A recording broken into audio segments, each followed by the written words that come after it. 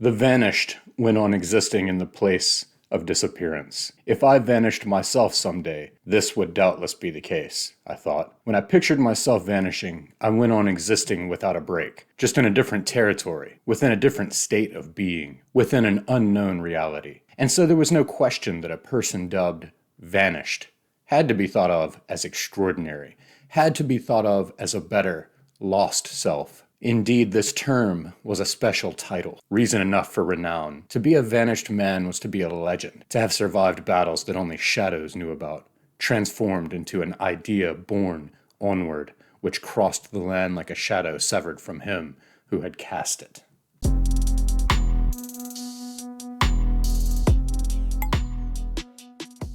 Hey everybody, thank you for watching Leaf by Leaf today. I am happy to be talking about Wolfgang Hilbig's Old Rendering Plant. This is put out by Two Lines Press in an excellent translation by Isabel Fargo Cole. How can I call it an excellent translation when I only know maybe 10 words of German? Well, because I don't even need to read the original German to be able to make the assertion that even if Isabel Fargo Cole butchered the original German, what she contrived here in English is so beautiful that for we who have to read this in English, she has given us a beautiful, beautiful gift of literature. Two Lines Press also has several other books from Hilbig, also translated by Fargo Cole. I want to point out too that the whole reason I'm even reading this book is because I did this subscriber wildcard pick in my first video of this year, and the winner was Marcus Klugman, who said Old Rendering Plant from Wolfgang Hilbig, whom I had never heard of.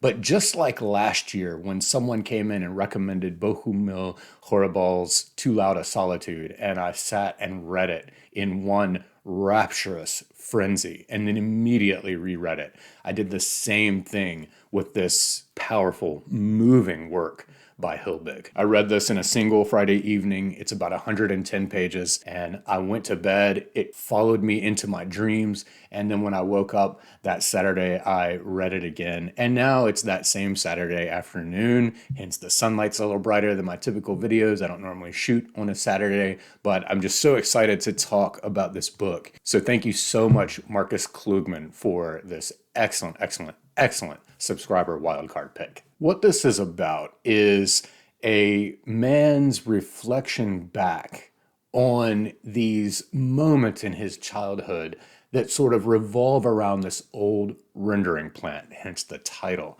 And in fact, Hilbig himself would work in a boring mill, that is a mill machining wood and driving holes into wood for furniture and so on. Although this rendering plant is a plant responsible for taking the remains of animals and rendering it into different products. In this book, they're rendering animal carcasses into soap and foods and things like that. But because of it, there's a strong presence of an assault on our sense of smell in this novel. There's just filth and stench and subterranean putridity. But this man is reflecting back on his childhood and how he would take these walks along a stream that eventually led to the old rendering plant.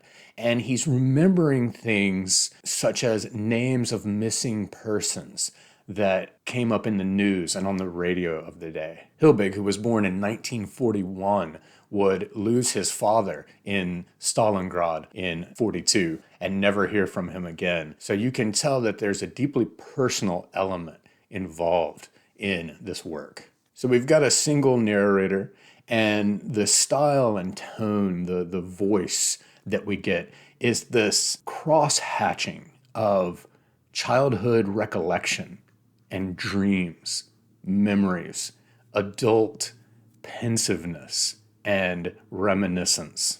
He says that in the town he grew up in, everyone told tales to warn against getting too close to the mill. And so for Hilbig's generation, those born in the middle of or just after the atrocities of World War II, there's a heavy mixture of atmospheres in which they grow up and in which this character grew up. Not only from these forbidden secrets that seem to revolve around the rendering mill, and the names of missing persons or vanished persons that he's hearing on the news, but also the sense of shame and loss and burden at large that leaches through and permeates children. Children are very impressionable, of course. And we're hearing from this narrator in retrospect. So he is grown now. He knows about the war reparations. He knows about the atrocities. At one point, he says, "My strange interest in bad places was an unacknowledged, unclear interest in our origins, because I had not actually experienced the affronts that went with the soil we had sprung from." And so there's a sense of inherited sin or inherited guilt that weighs heavily on him. It both repels and attracts him. I'm told that a lot of the same themes and even the style of writing comes through in Sebald. So now I'm pumped about reading Sebald for the first time. But the writing here is particularly striking because he is wrestling to forge a language that is commensurate to what he's seeing and feeling. He says, "From this very place began my turn into the night, a place seen so often that it seemed utterly mundane. Mundane, but not describable. The relevant nouns at my command proved again and again to be treacherous tools, perpetually demonstrating the impotence of all descriptions. Compared to the nuances of the visible, they seemed at best to be sketchy information." He goes on again to start describing the brook that he's walking alongside. He says, "The brook passed under the embankment in a tunnel and flowed underground for a stretch, emerging where the terrain fell off in a basin and vanishing into the meadows, branching into a delta of side channels and ponds, with a few willows left to hint at the bends of its irresolutely unwinding main channel." And you start to get a sense that as he's following this stream and he's describing how it flows and branches and comes back together, goes underground, overground, you get a sense that he's groping for a language with which to feel his way along his thoughts, the way that the stream is feeling its way along the terrain. He makes several references to nouns, and in fact, in the book, proper nouns are almost completely omitted, except for the name of the rendering plant, which hits hard as Germania 2, and a list of names that he overhears from the vanished people, and Candide, which is really interesting when thinking about Candide's best of all possible worlds. He starts thinking about transition periods, or transitions conceptually, and it finds its analog in nature as that moment of dusk when, for example, the other night I happened to look up at the sky and there were these beautiful, gorgeous smears of orange, pink, and purple smudged across one part of the sky. And I'm telling you, 2 minutes later, it was completely gone. So this little window of a transition phase. And you get the sense that it's because his generation feels the weight of being in a sort of transition phase between those who were grown during World War II and those who came after. And if you ask me, he has found a language to evoke the emotions that he's feeling in readers like myself who are so far removed from his firsthand experience. Listen to this description of that moment when dusk is just starting to slip away. "I couldn't forego the experience of the hour that most entranced me, that being dusk, the hour of transition when boundlessness held sway before the onset of night, expressed in barely perceptible overlays of radiance, manifested in unreal hues and noises whose causes were lost."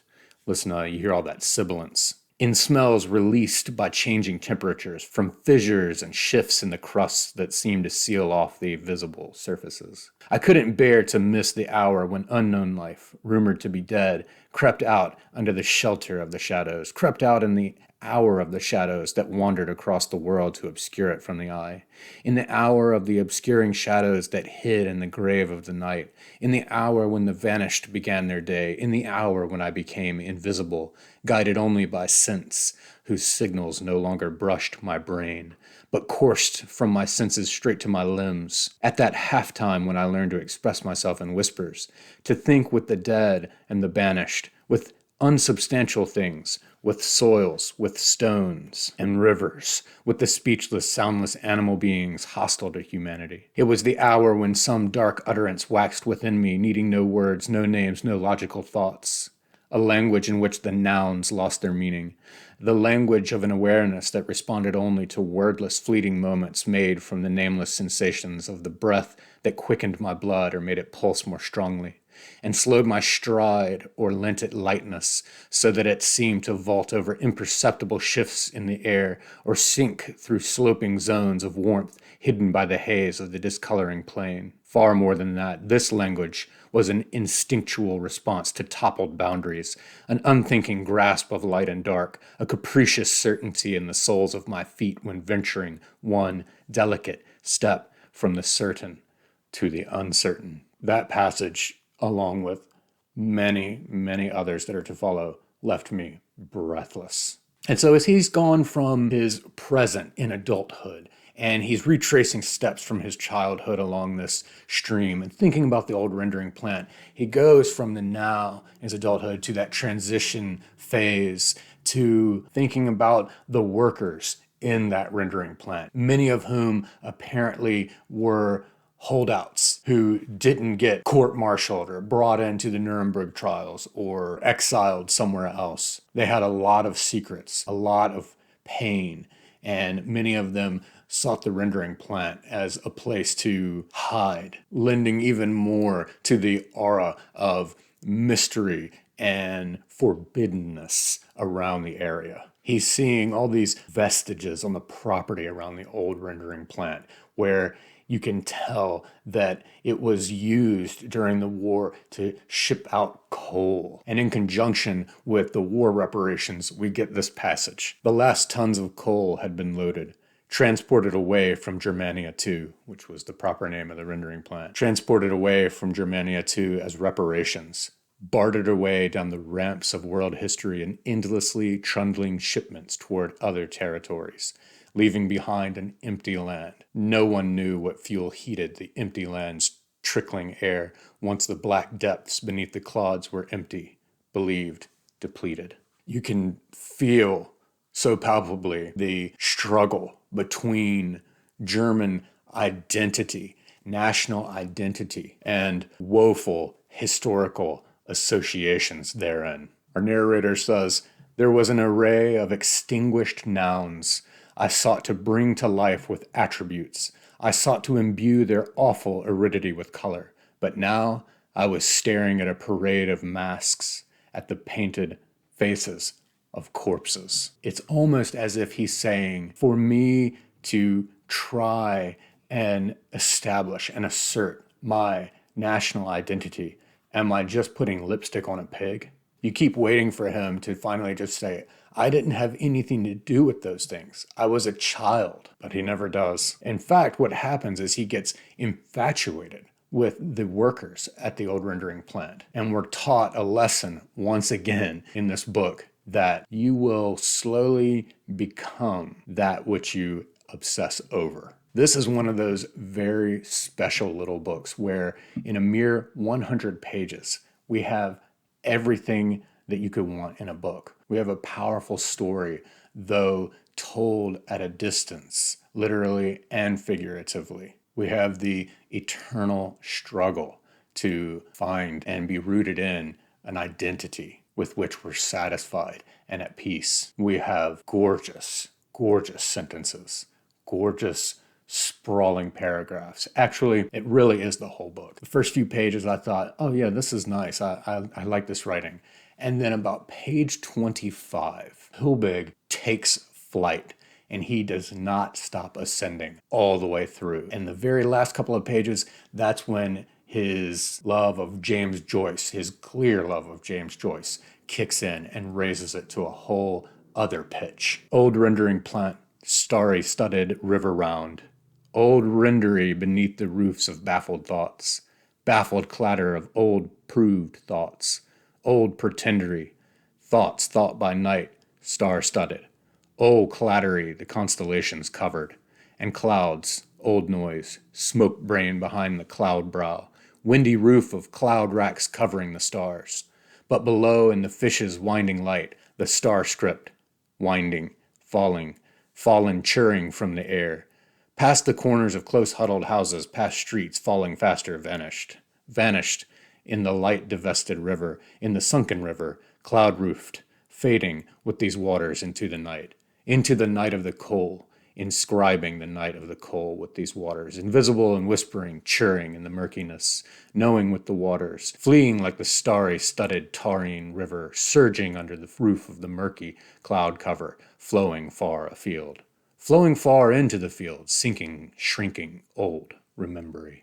If you haven't read Wolfgang Hilbig yet, I highly recommend starting right now. An old rendering plant from Two Lines Press is a great place to start. Still not convinced? Let me try this one. Or I saw them make forlorn, uninterpretable gesticulations. Toneless tongues aided by waving hands, gurgling as though calling from out of the water. Mollusks of inarticulately drifting in-between phonemes darted out from the silence, through the milky swathes of smoke over the bar tables. In the end, they seemed to communicate in animal tongues, fleeing from their own language, and their sounds fled like the dark stumblings of sick animals, fled over bones plowed up from the leaden earth. Oh, stumbling over mass graves. Oh, stumbling in pale grass over the mass graves. Oh, reverberation of the pavement covering the mass graves. Oh, in a land pieced together from tracks of mass graves. Oh, land like a beehive of mass graves. Land covering the mass graves with philosophies, risen from the ruins over mass graves. Over the mass graves of the dictatorship of the proletariat. Over the mass graves of Lenin's almighty doctrine. Oh, over the mass graves of knowledge is power.